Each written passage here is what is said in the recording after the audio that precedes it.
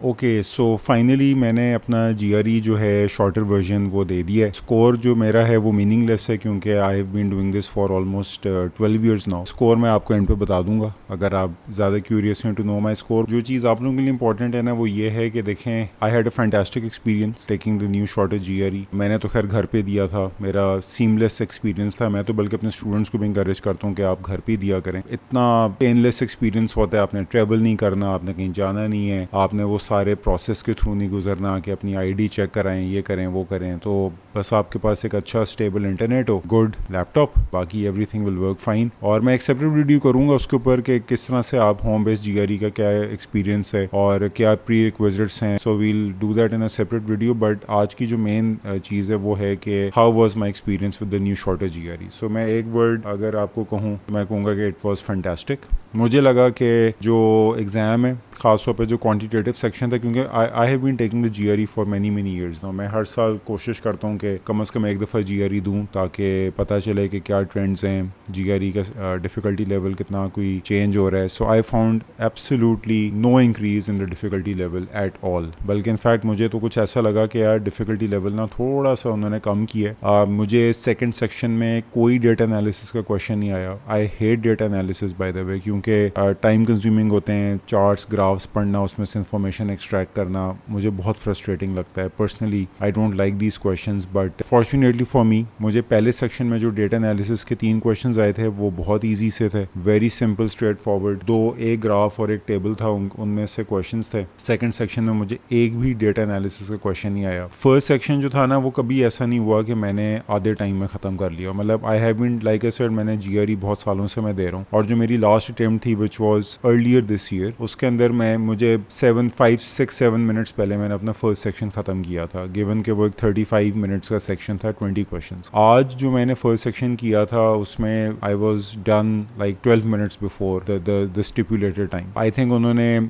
21 minutes दिए थे शायद for those 12 questions. I was done with those 12 questions in like 8 to 9 minutes. So इतना मुझे वो सिंपल लगा था। उसके बाद मेरा जो ऑर्डर था वो ये था कि पहले उन्होंने मुझे इशू एसे दिया, इशू एसे के बाद I got the verbal section. Verbal section में मैं ये ज़रूर कहूँगा कि there were no long passages, definitely long passages are gone, they are history. लेकिन जो शॉर्ट पैसेजेस थे ना वो थे तो काफ़ी छोटे, लेकिन बहुत ही गंदे किस्म के पैसेजेस थे। लाइक इवन जो पहले सेक्शन में भी पैसेजेस मुझे आए थे ना, they were by no means I would say कि दे वर नॉट ईजी। उसमें इंफॉर्मेशन वाज स्टफ्ड इन। छोटे पैसेजेस थे, 2 पैसेजेस थे, दोनों ही छोटे थे। एक पैराग्राफ का पैसेज था। दोनों जो पैसेजेस मुझे पहले सेक्शन में आए वो 1 पैराग्राफ लॉन्ग थे। और उसके अंदर जो क्वेश्चंस की स्टेटमेंट्स थी ना, उनके साथ जो ऑप्शंस थी वो बहुत लंबी लंबी थी। मतलब ऑप्शंस जो कि नॉर्मली अगर 1 या 1.5 सेंटेंसेस लॉन्ग होती थी, तो अब उन्होंने ऐसी ऐसी ऑप्शंस दी हुई थी जिनको 2.5 up to 3 sentences long options थी। So that was a new change for me कि आई थिंक उन्होंने इस तरह किया है कि पैसेजेस को तो उन्होंने कट डाउन कर दिया है, लेकिन ऑप्शंस को ज़्यादा कॉम्प्लिकेट कर दिया है। Vocabulary was the same, text completions equivalence were मतलब नो डिफरेंट। हाँ, ये ज़रूर है कि आई वुड से कि जो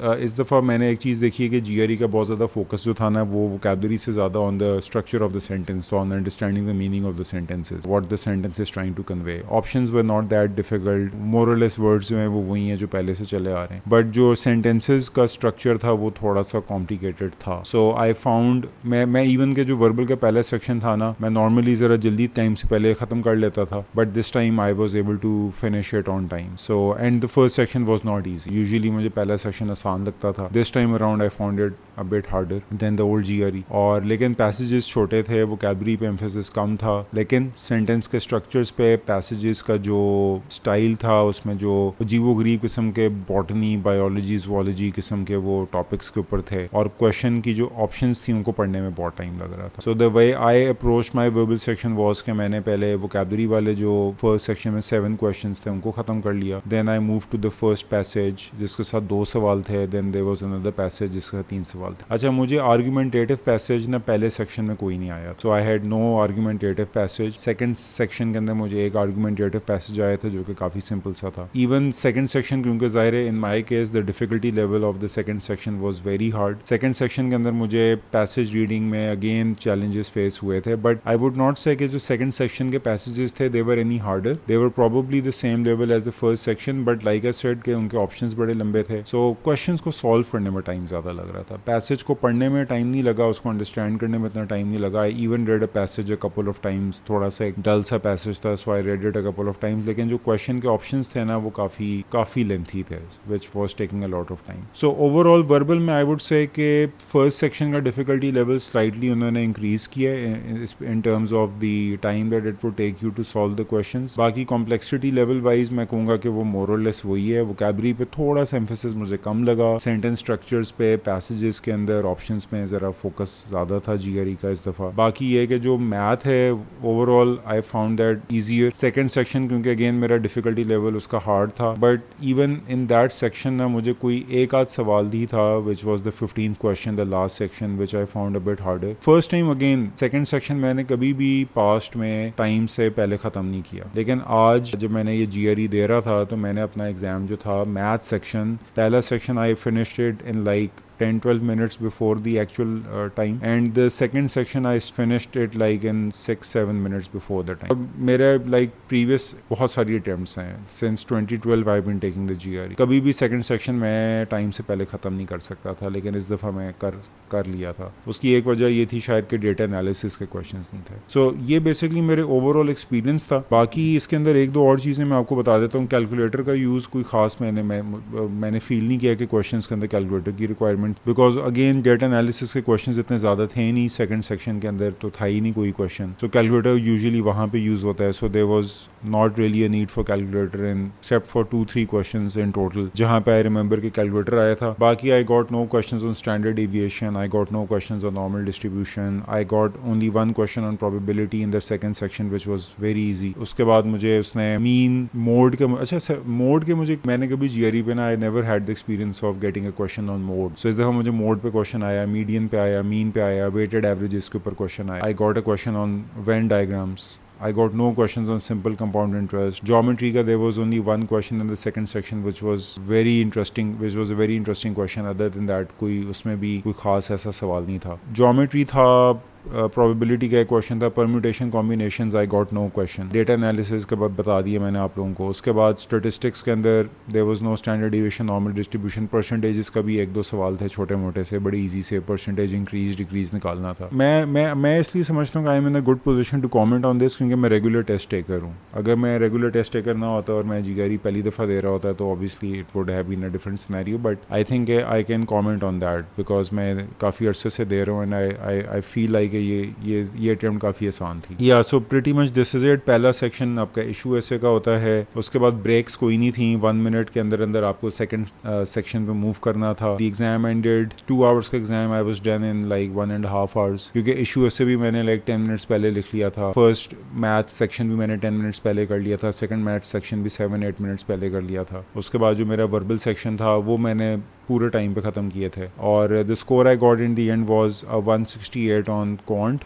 आई don't know where I lost those 2 points, मुझे अभी तक ऑनेस्टली नहीं पता बिकॉज मैंने तो क्वेश्चंस लाइक मुझे तो कोई क्वेश्चन फंसा भी नहीं था, बट मे भी हो सकता है कोई सिली मिस्टेक की हो या ये वो। और वर्बल के अंदर आई गॉट 164। उसके अंदर आई न्यू कि I was making a few mistakes क्योंकि इन दी एंड जो सेकंड सेक्शन के अंदर एक पैसेज था ना, I could not really comprehend कि वो क्या करना चाह रहे, उसमें कहना चाह रहे, और मैं ऑप्शंस में बड़ा स्टक हो रहा था। Like with the passage in the second section which had 3 questions, I remember कि उसके 2 ऑप्शंस तो मुझे समझ ही नहीं आए थे कि उसने क्या लिखे हुए। इस वजह से ये कि मतलब आई वाज एक्सपेक्टिंग कि मेरा वर्बल के अंदर जो है ना 3-4 सवाल गलत होंगे। एक ट्रिपल ब्लैंक के बारे में मैं बिल्कुल श्योर नहीं था, तो इन the second section it was a very hard triple blank question, a very long one, तो उसके बारे में इतना श्योर नहीं था, तो I think that probably got wrong. Passages के अंदर आई एम श्योर के 2-3 मेरे क्वेश्चन सेकंड सेक्शन में पैसेज के गलत हुए हैं, 1-2 क्वेश्चन में भी पहले सेक्शन में मेरे गलत हुए हैं। सो I knew while I was doing my verbal section I was making some mistakes over there, but quant के अंदर I don't know मैंने कहाँ पे ये 2 points lose किए, but all in all again my score does not matter really। I'm not taking these exams कि मैंने आगे की admissions लेने, it's just for improving myself, improving my content, improving the way I teach my students and the way and the kind of content जो कि मैं अपने students का share कर रहा होता हूँ, तो सिर्फ उसका objective तो यही होता है। और बाकी obviously to share my experiences with you guys जो prospective test takers हैं उनके साथ। I think overall just before I end this video कि overall encouraging है। मुझे लगता है कि percentiles ऊपर चले जाएंगे ज़ाहिर है, because more people will find quant easier, at least that's what I think। उसकी वजह से हो सकता है कि कुछ परसेंटाइल्स इनके शिफ्ट करें, but still you have to keep put in the effort, you have to stick to the material that I always recommend, you have to keep working hard. GRE by no mean ऐसा नहीं हो गया कि वो suddenly बहुत आसान exam हो गया है, उसके लिए आपने तैयारी अब कम करनी है। तैयारी आपको उतनी ही करनी है, मेहनत आपको उतनी ही करनी है, लेकिन ऑब्वियसली एग्ज़ाम की ड्यूरेशन कम हो गई है। स्टेमिना, फोकस बड़े आराम से आप 1.5 घंटे 2 घंटे बिल्ड कर सकते हैं। और I did not feel at all during the exam कि मैं कोई एग्जॉस्टेड था या मेरी कोई लैप्स ऑफ कंसंट्रेशन हो रही थी, बल्कि I was looking forward to it, क्योंकि इतने कम क्वेश्चंस थे कि मैं बड़े मज़े से उनको किए चला जा रहा था, and I was enjoying it actually. So मुझे उस लिहाज से ये एक्सपीरियंस बहुत अच्छा लगा, क्योंकि ओल्ड जीआरई में होता था कि मुझे होता था कि यार अब बस हो, ख़त्म हो, and I was like half through exam मुझे होता था कि यार अगले सेक्शंस को मैं स्किप करूँ, एक आइडिया तो ले लिया मैंने तो बस आगे। लेकिन this exam I really enjoyed taking this exam. 2-3 और वीडियोज़ में डिटेल में करूँगा, specially regarding my overall experience with the home based GRE. I am a very big proponent of home based exam, so I talk about that in a separate video के वो उसके लिए आपको क्या करना होता है, क्या सारी चीज़ें। दूसरा इसमें एक और चीज़ मैंने एक सेपरेट वीडियो में करूँगा जिसके बारे में मैंने कहा था, वो जो क्वांटिटेटिव सेक्शन का एल्गोरिदम है उसके बारे में वीडियो करूँगा। फिर once I get my detailed score report which I will get in like 5-7 days, I will do a separate video के how many questions I got right in each section, और उसके ऊपर ना, ताकि आप लोगों को आइडिया हो जाए कि कितना आपने क्वेश्चंस ठीक करने फॉर अ सर्टेन स्कोर। ठीक है, so overall this was my experience. Again if you have any questions please do not hesitate to ask in the comments box, और I will definitely get back to you.